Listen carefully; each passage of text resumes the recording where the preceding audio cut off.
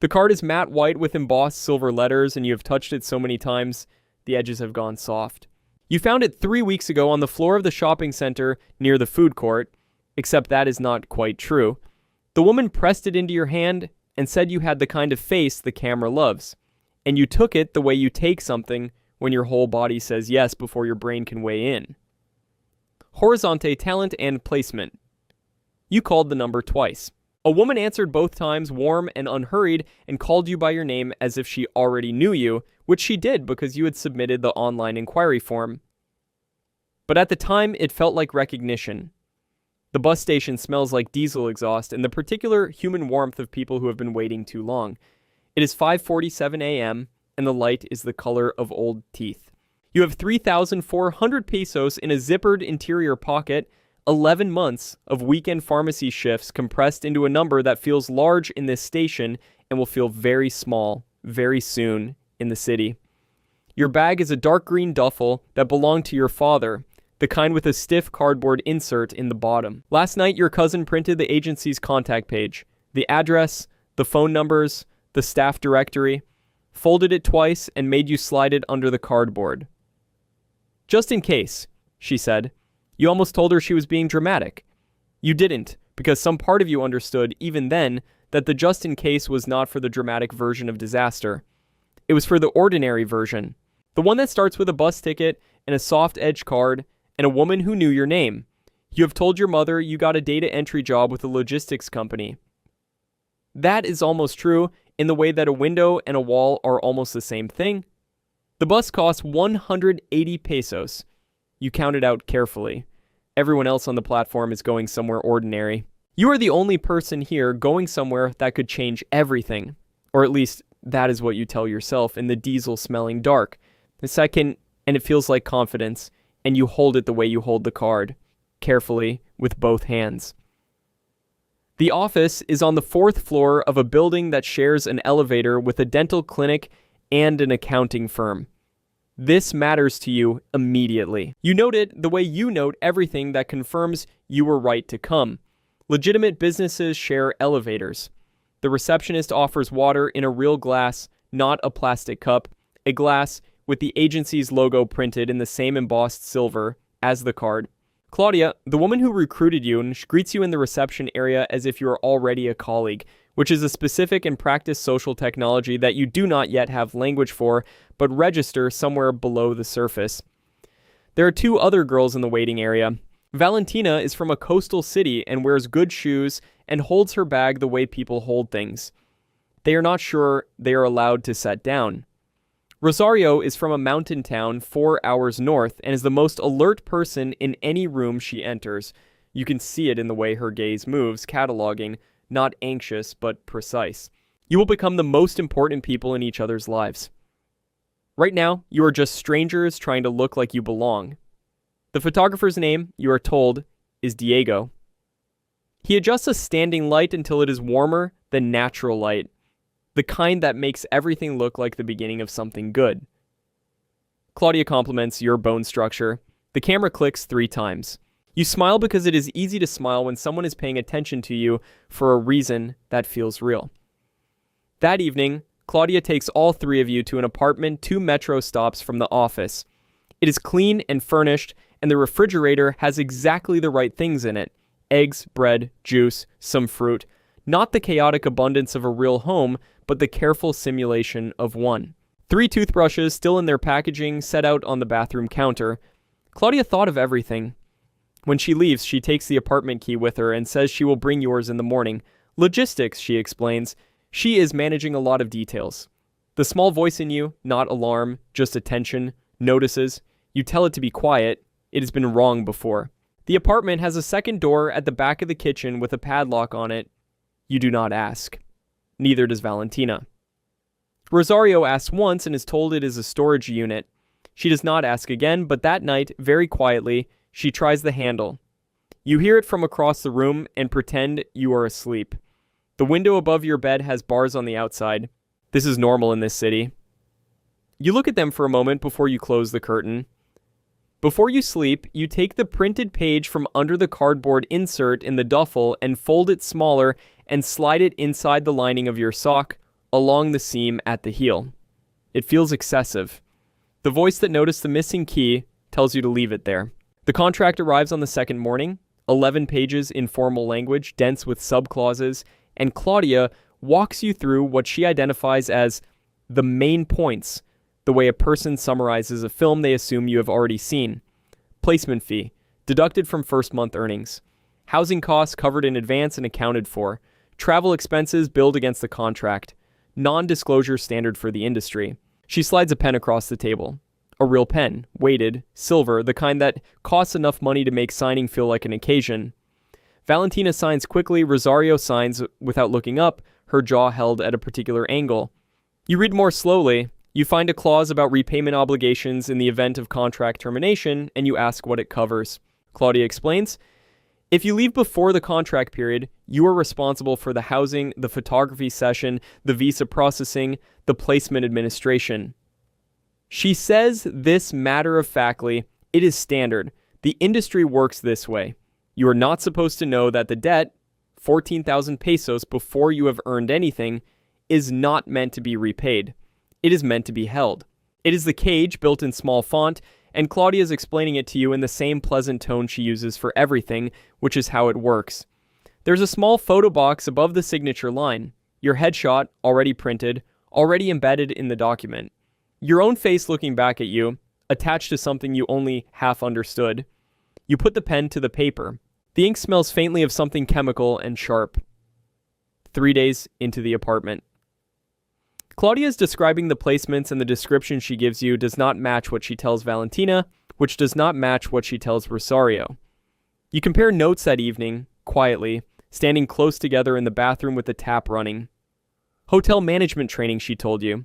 Promotional work, she told Valentina. Domestic staffing for a family abroad, she told Rosario. Rosario says, once, that she wants to call her mother. Claudia explains the work phones will be distributed before travel. The agency provides them so billing is simplified. And until then, for the safety of your valuables, given the risks of theft in transit, would you mind handing in your personal devices? She holds out 3 labeled envelopes, one with each of your names written in blue marker. Valentina puts her phone in before you do. Rosario holds hers for a long time. You count 37 seconds without knowing why. Then she puts it in. You put yours in last, and the last thing you see is an unanswered text from your mother asking how the new job is going. Claudia seals the envelopes with tape. She thanks you warmly. The work phones, she says, will be distributed tomorrow morning. The apartment is noticeably quieter after that, not because anyone makes noise, but because a phone is the sound of connection, and when it is gone, the silence has a different weight, like a room where something has been removed, and you cannot immediately identify what. Tomorrow morning does not bring work phones. Tomorrow morning, at 4:30, brings a van. Claudia says goodbye at the apartment door. She hugs Valentina. She wishes you luck. The goodbye is warm. The van is waiting outside, and the driver is someone you have never seen, and Claudia is not coming. The supervisor on the other end will handle everything from here, she explains. The door closes. The van moves. There's a 4th girl in the van already, seated in the corner, older than the 3 of you, maybe 26. She does not make eye contact. She is not frightened in the way you are frightened. She is somewhere else entirely, behind her own eyes, in a place that used to be fear and has since been converted into something quieter and more enduring. You look at her, and something in you understands, without language, what you are looking at. You press your foot against the bottom of the duffel until your calf cramps. The van smells of pine air freshener and something beneath it. The air freshener is not strong enough to cover. The windows are tinted dark. You lose direction in 15 minutes. Every time oncoming headlights pass, the interior goes white for half a second and then goes dark again. And in those half seconds, you see the 3 of you. Valentina rigid, Rosario still, you with your foot pressed hard against the bag. Lit up and then extinguished, lit up and then extinguished. The compound is outside an unmarked town, and the gate closes behind the van. There are other girls here, 8 or 10, in various stages of waiting. A man who gives no name beyond the coordinator takes your duffels for a customs check, he explains. Host country requirements. He returns them 20 minutes later. You open the lining at your heel the moment you are alone. The printed page is gone. They left everything else. Your clothes, your cousin's photograph of the 2 of you, the small bottle of shampoo. Only the page. They knew what they were looking for. This is the moment you know. Not suspect. No. It arrives not as a thought, but as a drop of temperature in your chest that spreads outward until your hands are cold and your feet are cold, and the cold has a specific quality. Not panic. Something more sober. The physical sensation of seeing clearly, after believing for a long time that you could afford not to. You look at Rosario. She already knows. You can see it in how she is sitting, very still, saving something. The meal is served at a long table with mismatched plates. The food is fine. The table is set. Nothing about the physical space announces what it is. Near the kitchen there is a corkboard. On the corkboard are 12 photographs. One of them is yours from the office, from the warm light, from the day you smiled because someone was paying attention. In the upper corner, written in red pen, 7. 3 photographs have a small red X. You do not know what the X means yet. The woman beside you at the table who has been here longer sees you looking and says nothing. Her silence is its own explanation. They separate you from Rosario and Valentina. Different departure schedules, the coordinator explains. You do not fight this. You have begun a calculation that you will run continuously for the next several days, balancing what resistance costs against what it might buy, and the answer keeps coming up the same. Not yet, not here, stay small, wait for the moment the geometry changes. The room they put you in has a frosted glass window that lets in light but no image of the outside. You track time by the light, 4 complete cycles, pale gray to white to pale gray to dark gray, 4 times. Most of the time you're in a state between thought and sleep, in a register that is neither but serves the same function. You are conserving yourself, banking something you cannot name. A woman brings your meals. She is maybe 40, and she does not look at you when she sets the tray down. On the 3rd day, her hand shakes when she puts the water glass on the nightstand. On the 4th day, she leaves a used receipt on the table when she takes the tray. The handwriting on the back is small and blue and careful. Don't fight here. Wait for transport. There is a moment in transit. You do not know who she is. You do not know what it has cost her to write this, or how many times she has done it, or how many of those times it worked. You think about the photograph on the corkboard, the warm light, the compliment about your bone structure, the number written in red, and then you think about this woman's shaking hand and her blue ballpoint and her used receipt. And you understand that you are in a place full of people making impossible calculations, and that some of those calculations have somewhere inside them something that is still reaching towards something better. You eat everything on the tray. You need it. You fold the receipt and slide it inside your sock along the seam at the heel where something has already lived. The second van comes at night, which is what the receipt promised. 2 girls you have not met are already inside. A man in the passenger seat is on his phone. The driver watches the road. The man falls asleep within the first hour. His head tips against the window and his breathing changes, and you watch him for 10 minutes to be sure. You have been running the math for 4 days. You do not have a complete plan.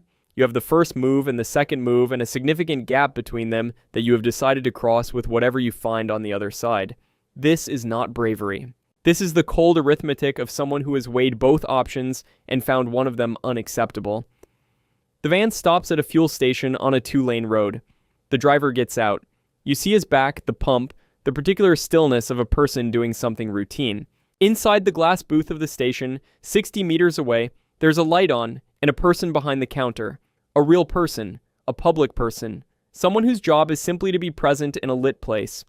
You look at the door handle. You have been watching it for an hour. There is no lock engaged. There is only the weight of an assumption that you will not try. That you have been so thoroughly converted into cargo that the door does not need to be locked. You take off your shoes. The van's metal floor is cold through your socks. You are out of the van before you have consciously decided to be, which is not how courage works in stories, but is exactly how it works in the body. Something further down than thought fires first, some system that has been waiting, and by the time your brain catches up, you are already moving. The forecourt gravel is cold and sharp. You feel every piece of it through your socks. You do not run. Running makes sound and draws the wrong attention.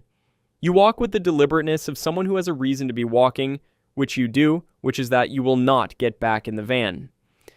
60 meters. The driver's back, the lit booth ahead. The attendant is young, maybe 22, And he looks up when you push through the door and you watch the progression move across his face. Curiosity, then confusion, then something clicking into place.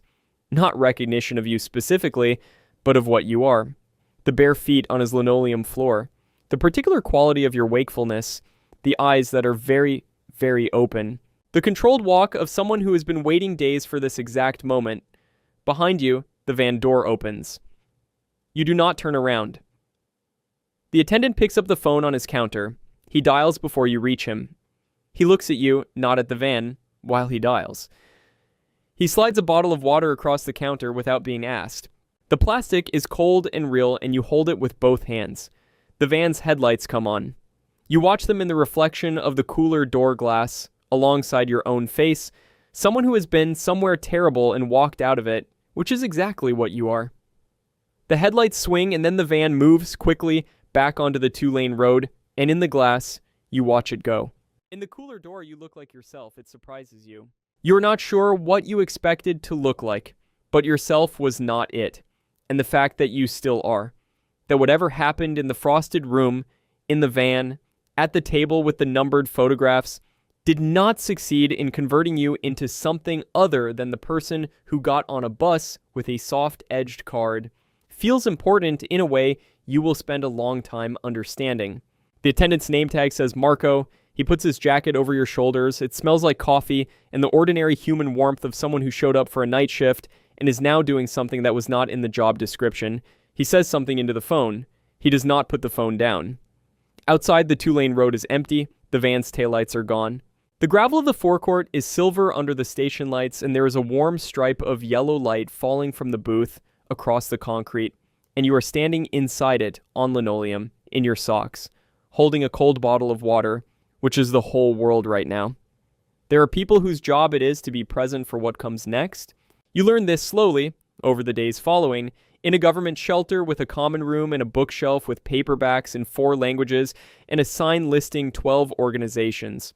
The advocate who handles your case has done this long enough to know not to ask too much too fast.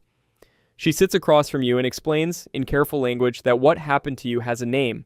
Several names. Legal categories, statutory definitions, international frameworks. Hearing it named does not make it smaller. It makes it real in a different register. Not the real of the van and the frosted window and the corkboard, but the real of documentation. The real of precedent. The real of other people who walked out of other vans and sat across from other advocates and learned that there was a word for it. Rosario's not at this shelter. Valentina is not at this shelter. The advocate tells you that the search is ongoing, which is a phrase that contains everything and tells you nothing, and you carry it the way you have learned to carry things that have no better container. Your room has a window that opens outward. The first morning you stand beside it for a long time doing nothing except standing near air that moves. The advocate asks if you have any documentation. You say no. Then something occurs to you, and you reach into the hem of your sock along the seam and peel back the lining. The receipt is still there. Small and blue and creased from days of walking. You unfold it on the table. Don't fight here. Wait for transport. There's a moment in transit. The ink is not run. The letters are still careful and deliberate. Someone wrote this in a place like the one you were in, for someone like you, at a cost you will never fully know. The advocate handles it by the edges. She says it is evidence. She says someone tried to help you and that it matters you say you know. You have been thinking about that woman since you left, about what her calculation looks like, about whether anyone has left a receipt for her. They find your family. They give you a shelter phone. Not your phone, which is somewhere in a labeled envelope in a building you cannot name with your name in blue marker on the outside, and tell you that you can call whenever you are ready. You sit with the phone for 20 minutes, then you dial. Your mother picks up on the second ring. She says your name. Something in your chest that has been locked since the pre-dawn dark of the first van. Not broken, not gone, just locked. Held in place by the structural necessity of staying functional. Makes a sound like a hinge. You listen to her voice before you speak. The specific texture of it, the way she says your name, which is not a name at this moment but a proof, you existed before this. You are still connected to the person who existed before this. Both of those things are true at the same time. She has been looking for you since the number on the agency card was disconnected. She called it 17 times over 3 days before she accepted that it was gone. She filed a report. She found an organization online. She has not stopped. She will tell you later, when there is time and distance enough for the story to be told, that she knew from the unanswered text, not from the silence itself, but from the quality of the silence, the specific way your silence sounded different from other silences, which is a thing only possible between people who have been paying close enough attention to each other for long enough. The call is 41 minutes. You do not remember most of what is said. You remember that neither of you tries to fill the silences when they come. The silences are full. They are the sound of two people confirming the other one is still there. Through the common room window, you can see the courtyard. 2 plastic chairs. A dead succulent in a terracotta pot, which has been dead for a long time because succulents require almost nothing to survive and someone still managed to lose it. Beyond the shelter's front gate, the ordinary world is moving. A man walking a dog, a delivery truck making its rounds, 2 teenagers on their phones, not looking where they are going. The gap between that world and the room you just came out of is not measured in distance. It is measured in something else, something that does not have a clean name, that you will spend a long time crossing. You know this. You are not afraid of the crossing in the way you were afraid in the van. This kind of crossing, at least you get to do on your own 2 feet. There will be meetings and paperwork and a legal process that moves in the slow bureaucratic register of institutions that were built for many people and therefore fit no one perfectly. There will be questions you answer and questions you decline to answer, and advocates who are good at their jobs and the occasional one who is not. There will be nights when the frosted window is the first thing you see when you wake up, and nights when it isn't. There will, eventually, be more of the second kind than the first. This is not a prediction. It is a fact from the future that you cannot access yet, but it is true. What you know now, sitting in a common room with a borrowed phone and an unfolded receipt on the table in front of you, is simpler than any of that. It is this. The photograph. Number 7, warm light, your own face looking back at you, taken the day you thought you were beginning something, was supposed to stand in for you. It was supposed to prove you went willingly to replace the complicated truth of a person with a headshot and a signature on a document you had 7 minutes to read. It was supposed to be enough. It wasn't. You are still here. That is the whole argument. Somewhere out there, right now, someone warm and professional is saying the right name, at the right moment, to someone who needed to be seen. The warning is not on a poster. It is in the feeling. The one you had and overrode. The one that noticed the missing key and the padlocked door and the photographs on the corkboard. Learn to trust that feeling before it has to carry the whole weight. If you want to see more, click the video on screen now.